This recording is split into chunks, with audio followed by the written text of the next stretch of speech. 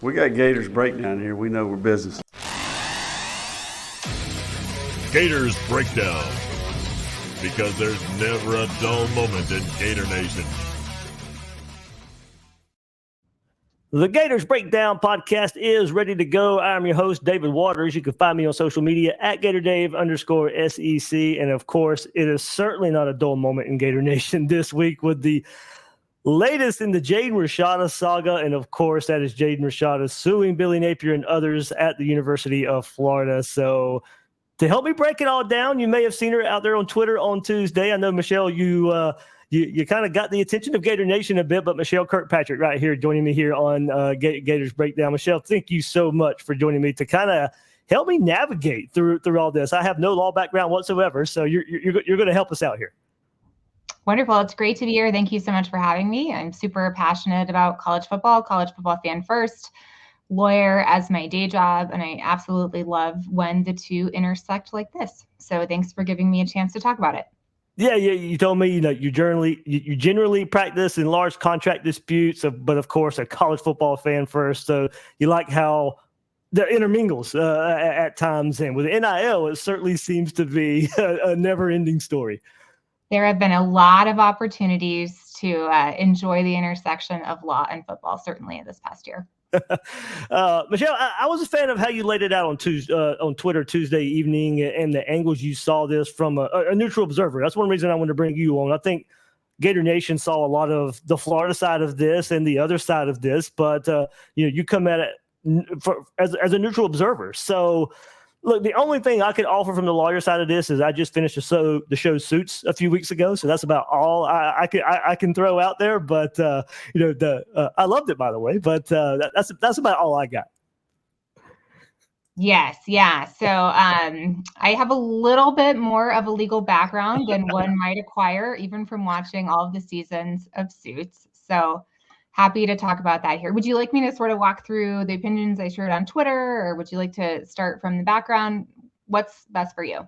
Yeah, absolutely. That's exactly where I was going to start. I know some out there have seen it, but kind of it was just your overarching thoughts. So we'll certainly dive deeper here in just a bit.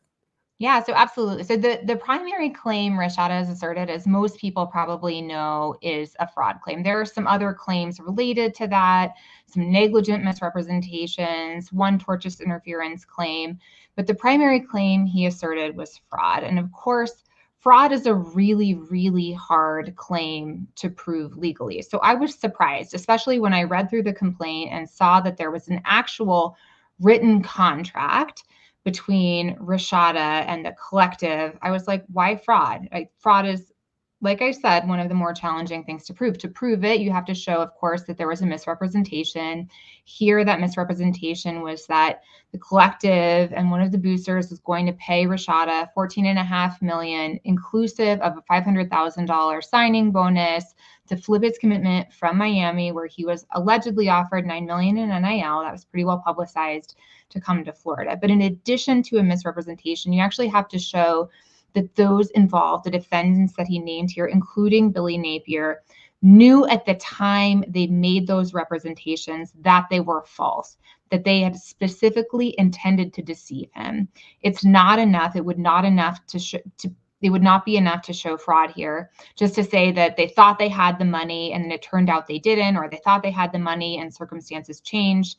That wouldn't be enough to support a fraud claim. You actually have to show that they never intended to pay him any of that, which at first glance, I think for any football fan who knows that Florida obviously wanted Rashada to play, didn't just want Rashada to sign, right? That's of no value to Florida just to get Rashada to sign or flip. They actually would want him to play, and they wanted him to play for 4 years. Those were the terms of the deal. So he's got a really, really hard road ahead of him, proving that mental element. He also has to show that he was induced by the financial promises alone. There's a tweet here that I think is really interesting. So when he did announce his flip, he said he was excited about what Billy Napier was building in the swamp, right? He gave football reasons. He didn't give financial reasons. Now, we as informed football fans know that it's never just about football, especially with a recruit of that caliber. But he did cite football reasons. That's what he told the world. That's why he told the world he was leaving. So Now to say it was never about football, it was only about the money, we'll see how that plays out. But I think it's a fact that Napier and the defendants here could use to support their claims. So the other thing I think is interesting is he sort of acknowledged in the complaint that NIL is the Wild West, right? That there are not really rules or regulations that govern this space. He also said that he had, quote unquote, learned his lesson about trusting people. And I think some of that goes to show that maybe it wasn't reasonable for him necessarily to think that all of this was going to come through as was represented in text messages or in conversations, a lot of which were really vague, right? Like, we're going to make you rich, or it's already started, we're going to change your life. Those things are really vague. And maybe it was unreasonable for him to rely on those. And if the defense can show it was unreasonable for him to rely on those, again, that erodes the fraud claim. So those are kind of my initial thoughts at a high level as to whether or not he can get fraud. Again, I think it's interesting that he didn't go with the breach of contract theory, because in my line of work, those are much easier to prove, but you also don't get as much evidence and discovery with a contract. And here, and this is kind of my conspiracy theory, I can get into it more later. If he had decided to pursue a claim under a contract, none of this would be public right now. And I think that certainly played into his decision making. Yeah, I know you shared that second thought out there on social media late Tuesday there. So yeah, I'm going to quickly summarize it, because look, it's pretty lengthy there. I'll quickly summarize, and then we'll do our deep dive here. But it basically starts with Rashada decommitting from Miami, flipping to Florida. According to the complaint, Rashada signed a $9.5 million NIL deal with Miami booster John Ruiz. John Ruiz has since said, no, it was not worth $9.5 million. Hugh Hathcock, Gator booster, comes in, told Rashada, now all allegedly, of course, that he could make whatever needed to be done for him to make him land for the Gators, according to the lawsuit. After his commitment to Miami, court docs say Hathcock offered Jaden approximately $11 million in a UF-affiliated NIL deal that would have run through the Boosters Velocity Automotive business and his NIL collective, the Gator Guard, that would later turn into the almost $14 million contract through the Gator Collective. The only written agreement, as Michelle said, and we brought it up earlier, the only written agreement we have seen is the contract with the Gator Collective, who was not named in the suit.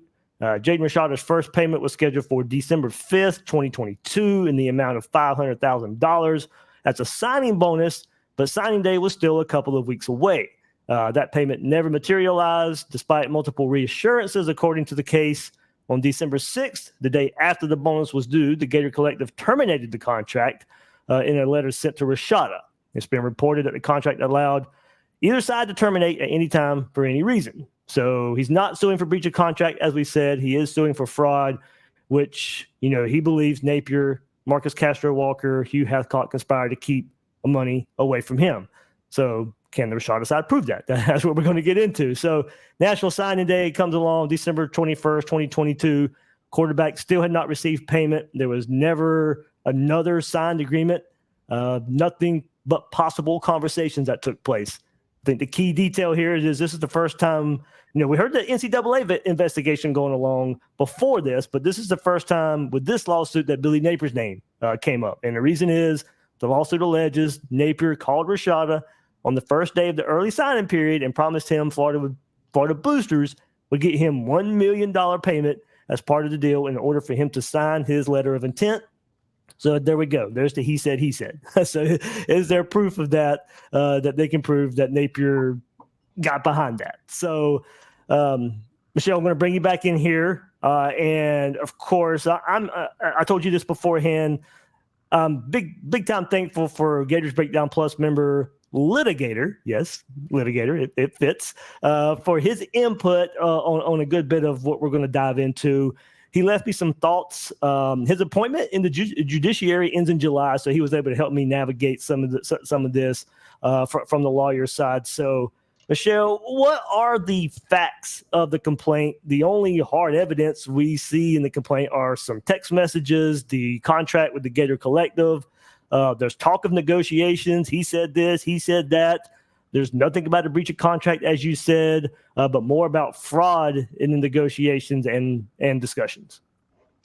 Exactly. Yeah. So I thought one of the things that was really interesting, because fraud has a higher pleading standard than other types of claims that you would assert in federal court. There's an entirely different standard. You actually have to plead specific facts of that mindset, that state of mind that I was talking about earlier, which is an intent to defraud, not just that you ended up saying something and it turned out to be false. So you knew it was false all along and said it anyway.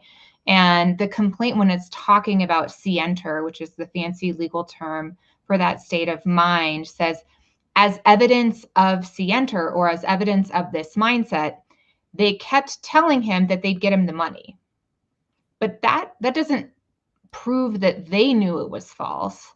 That's just what they did. And throughout it, the complaint would say things like, as evidence of this mindset, and then they would just make a statement that was not at all evidence of the mindset. So I think one of the things that's really lacking, that's critical to this fraud claim, is evidence that they never intended to pay him, that they specifically intended to defraud him. It's really lacking, right? They try to twist things like tweets made by Hathcock saying, tomorrow's going to be a really big day for Gator Nation, or exciting news coming.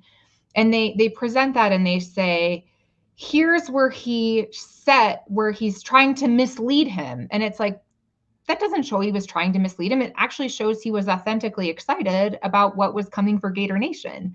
So I think the way the complaint tries to characterize things is interesting. Obviously, they know what they have to prove, but I don't think that anything that I read in the complaint actually proves it. I wouldn't be surprised if this gets kicked on a motion to dismiss under that higher pleading standard, because there are just different standards for fraud. Okay, I showed you these because I wasn't sure if you had seen these. I'll add them to here, but some tweets made by Hal Lewis, and a lot of people on the Gator side know Hal pretty well, a prominent Gator booster, active on social media and very active yesterday with this Rashada news, and share some good thoughts. He practices law as well, and I'll read it for anybody who missed it. But often been reported that Rashada's UF NIL contract allowed either side to terminate it at any time for any reason. This is probably why it's not pled a simple breach of contract case. Very important distinction, what we've discussed here. Instead, it looks like a tortious interference of contract case, which means the underlying claim is that Rashada was defrauded out of his $9 million Miami NIL contract by people at Florida who never had any intention of honoring that UF deal. This seems ridiculous to claim and impossible to prove, since clearly UF wanted Rashada to play for Florida. Pretty much repeating what you have said, especially if alleged Rashada was given $150,000 to help him get out of the Miami deal. That's a good point. If now whether the payment's allowed or not, it still shows that, hey, we wanted you to be here. We even paid for you to ditch Miami and come here. What UF people gave him $150 just to trick him out of Miami deal, but not to play for UF. That's nonsense. He was not defrauded out of the Miami deal. His family chose that path. Moral of the story, it's never walk away from life-changing money for greener pastures. Rashada family clearly should have had an attorney advising them at the time and reviewing all contracts. No lawyer would have let them voluntarily leave a binding $9 million deal to sign one that could be terminated at will at any time. That's not a contract. It's a worthless piece of paper. Florida exercised their option to terminate the deal before he signed the letter of intent, so he was free to sign elsewhere, get any deal he could, including Miami, and the same $9 million deal, although one can understand why Ruiz may not have wanted any part of him by then. Sounds like the Florida deal was terminated due to misunderstandings over compensation and exactly where it could come from. Misunderstanding is a long way from fraud. Hal shared one more. Remember, the only written agreement that ever existed was between Jaden Rashada and the Gator Collective LLC. Yet that LLC is not being sued. The actual individuals being sued were not parties to the agreement. That's the problem for Rashada, since people unaffiliated with a company cannot somehow bind or speak for the company. And once that written agreement was terminated on December 6th, everything became oral. Billy Napier can't make a promise to anyone that verbally binds a non-UF entity, Hugh Hathcock and his company, to fulfill a monetary obligation. That's ludicrous, and any lawyer would have told Rashada so, which is why the lawsuit has to claim that Napier and Hathcock were conspiring to never pay Rashada, but only to trick him into signing. Think about how ridiculous this is. Napier would have loved for the deal to go through so that he could sign a top-ranked quarterback when he desperately needed one. Makes no sense at all to allege that Napier didn't intend for it to happen. So I wanted to give the Florida side to that. And Michelle, as we mentioned, you're neutral observer here. How do you take what Hal says here? A lot of it is what you have brought up as well. But what do you take from what Hal had to say? I think there's an interesting detail that I have not heard discussed recently, which was the payment to Rashada to get out of his situation in Miami. Rashada's complaint is all about the integrity of your word and keeping the promises you make. And this little detail here that I think a lot of people overlook suggests that Rashada didn't keep the integrity of his word, right? He had made commitments to Miami. He had presumably entered into contracts with Miami. That's why he needed this $150,000, which Florida provided, or collectives provided on Florida's behalf, to get out of his situation in Miami. So all of a sudden, he wants to be this virtuous, keep your word, stay true to your promises. But really what's at the heart of this is the fact that he didn't do that, right? And now he's expecting Florida to do something that even he himself was not willing to do. So I think it's just, there's a little bit of moral hypocrisy in that, in addition to, everything else the tweet reflected, which I agree with. I agree with legally the substance of that tweet. I just think it's interesting that this entire thing started with him not keeping his word. Yeah, very interesting angle there. So, Michelle, I think a lot of Gator fans want to know maybe timelines of litigation, like how quickly could this be resolved? And if it does go to trial, how long are we looking at here? Could it go into the season? Could it affect Billy Napier on a practice schedule? Could he have to be flying around the country, or not really flying because it's in the state of Florida, but could he be missing, just football aspect of this if this thing does drag out a little while? So definitely, if it does drag out, I don't think it will, and we can get to that later, what I think will happen versus what could happen in the litigation timeline. This could go on for years. Many federal lawsuits last for years. So in terms of next steps, what's going to happen is the defendants are going to have a choice. They can respond with an answer, or they can respond with a motion to dismiss. I'm going to guess, based on that higher pleading standard for fraud, that a motion to dismiss could be filed before they even file an answer. So they'll write a brief and say, basically, there's not enough here to show fraud. The court should throw this out. Now, there are other claims pending. I'm not sure if they'll try to dismiss those. There will be a question as to whether or not those can go forward in the discovery process, or whether or not the entire case will be stayed pending a ruling on the motion to dismiss.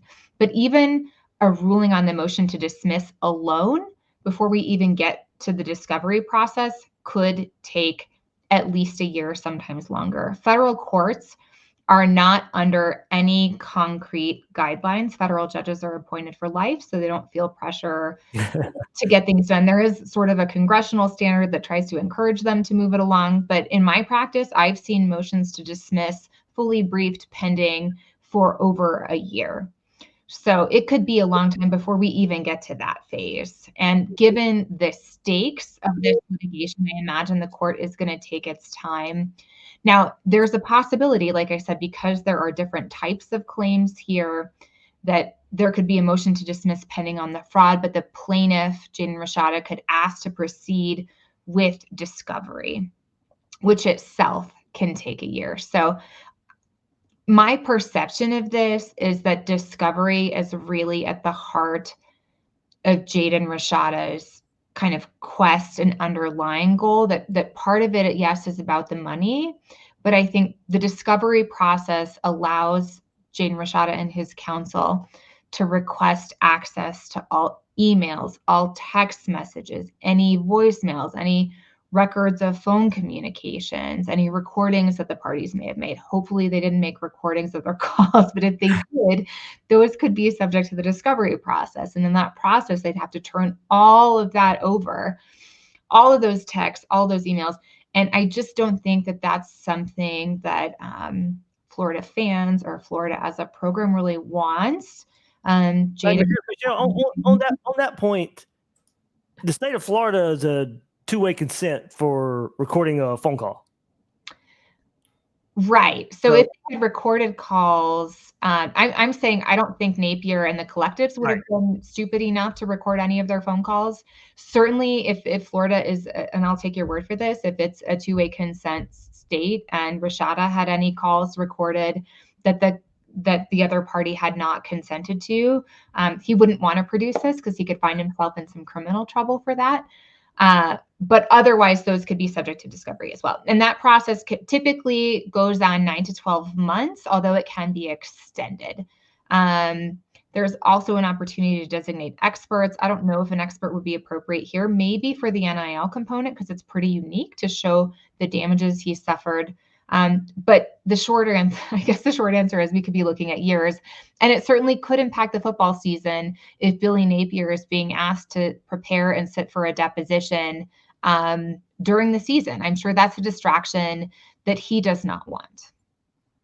So in that, maybe settling is, hey, let's just settle and get this over with. But I was having some discussions with fellow Gator fans, fellow college football fans, and it was like, could that open up Pandora's box, though? Like, if, hey, we're going to settle this, okay, but what other players come out of the woodworks to say, well, all right, well, I'm going to sue, and I don't care about winning, but if they're going to settle, I want a piece of that settlement pie as well. You know, if Florida does, or not Florida, if Billy Napier and that party decide to settle, could that come down the line? You know, this is funny. This is a concern that comes up a lot. I used to represent companies in employment lawsuits, and the concern they always had was, well, if we pay this employee who's filed a lawsuit against us, all the other employees are going to line up and sue us too, and we're just going to be writing checks all the time. I don't think that is necessarily as applicable in this context for a couple of reasons. One is, Rashada is so unique. He was so unique with regard to his NIL value, with regard to the circumstances of the situation, flipping from Miami to Florida. I mean, all of this was sort of one of a kind, right? I think that's one reason why it behooves Florida to try to take care of this.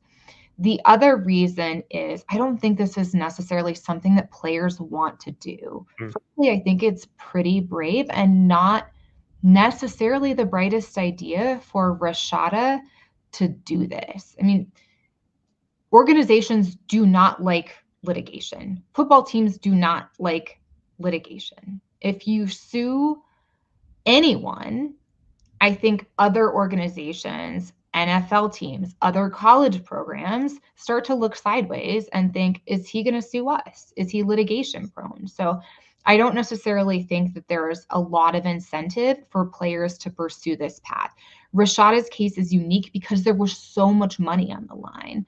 But for the average recruit, where you're looking at NIL values maybe in the low six figures, it's not worth blowing up their career by developing a reputation for being litigious to pursue something like this. So if that's a concern that Florida has, if that's animating their thinking around settlement, I would advise them to treat this as a unique situation with uniquely high potential to cause reputational damage and harm, uniquely high monetary consequences, and just go ahead and take care of it rather than worrying about copycats. I just think it's a low risk because of the reputational risk a player would sustain by being litigious. Well put. I like that angle there. Well put. So let's turn it towards Billy Napier a little more here. If the allegations toward Napier are true and not necessarily a fraud, but the inducement to come to Florida, and let's look at the NCAA side of this. You know, at the time, the NCAA rules, there were rules that you could not induce players through NIL. So what are the consequences on the NCAA side? It seems like anything NIL related to the NCAA now is pretty hamstrung. And now the states of, Florida joins the states of New York, District of Columbia, and joining Tennessee and Virginia in those antitrust lawsuits against the NCAA regarding name, image, and likeness. So should there really be any concern there from Napier and the NCAA? Could it cost him his job? Could there be show causes and all that stuff? Even if even if it doesn't go to trial, does a settlement play a role here, and would it help Florida to settle those things and they stay under the wraps and not get out because of the NCAA? Yeah, I mean, certainly the NCAA rules regarding inducements and pay for play right now are very in flux, given the various antitrust lawsuits that are pending around the country. It's hard to know whether or not they are going, once those resolve, and I think they will resolve. A lot of these lawsuits are in settlement talks right now. I think the rules will probably change in 2025. It's hard to know whether or not they're going to be seeking retroactive punishments, especially if a federal court declares that those regulations violate federal antitrust law as applied, whether they would try to punish Napier, punish collectives, or punish Florida for engaging in those actions that arguably violate the state of the rules as they exist now. But here's what would concern me if I were Florida, is that if all of a sudden every single message sent from the boosters, from the collectives, from Napier gets released, whether or not you're looking at situations that might be akin to tampering, not just with Rashada, but with regard to others, it's just so risky. And as a Michigan fan, I will tell you, I view the NCAA as a little bit petty, a little bit punitive, not afraid to pick a target and come right at you. Even if the rule is about to change, I think Michigan may be on the precipice of this, even though I think they're going to mic the helmets soon with regard to the Connor Stallion stuff. So you just don't want to play with the NCAA, right? I think they're not always the most deserving of respect, but if you have a chance to stay off of their bad side by getting rid of something through a settlement, I would always advise that you do so. One more reason why we could be headed towards that settlement there. So could there be more to this? Litigator brings up a good a point here, and he says, a lot of times plaintiffs will file something to get something on the docket quickly, but it isn't necessarily a final complaint. Now, there is a lot already in this one, but he says, depending on what court they're in, that they usually have 14 days to amend the complaint, and even years down the road, the court can let them amend even years down the road. So basically, whatever is said in factual allegations can always be amended or added to, and that may happen here. It may happen here. Yeah, it's not uncommon to amend a complaint, especially after a motion to dismiss, right? Sometimes what a plaintiff will do is they'll see a motion to dismiss, and maybe the court will dismiss the complaint, but they'll give the plaintiff an opportunity to amend the complaint to avoid dismissal. That's a pretty common remedy courts give. I do think this was an opportune time because the NCAA technically still does prohibit inducements and pay for play for Rashada to file now, right? Because think about the impact this has. I don't think he would have run into a statute of limitations on this by next year, but it has particular impact now because right now, the NCAA still prohibits some of the conduct that he described and some of the conduct that could be revealed in discovery. But if that changes, his leverage changes, right? Suddenly, if Florida didn't do anything wrong under the new NCAA rules, they don't have as much incentive to try to settle with him because they have less to hide under those circumstances because the rules are different at that time. So I do think there is a lot of merit to this idea that he struck early while the rules still are what they are. But he certainly could amend later. There are some legal hurdles to doing so very late in litigation. But I think there is a lot to be said for the fact that he tried to get this filed where he did, when he did, for a reason. All right. So with this release, we only have one side so far. So what would cause we've kind of went over this a little bit, but to kind of bring it all to a close here, what would cause the Rashadas to drop this, or if they lose in court, what would likely be the reasons why? Like, how big of a risk are they taking if this does go to trial?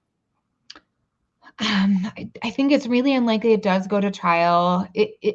Based on the fraud claim alone, I think that this very well could get kicked at a motion to dismiss, or certainly a motion for summary judgment, which is a motion that's filed later that relies not just on the complaint itself, but on evidence, on depositions, on things that have come out through discovery. There's a chance it gets kicked there too. For the Rashadas, there's certainly reputational risk, I think, for Jaden. I don't know that this was a great idea. I don't know who's advising him on this. He must think that there is a pretty good chance that he'll get some money. I don't think he believes that it's going to go all the way. My guess is his hope is that it will resolve before that.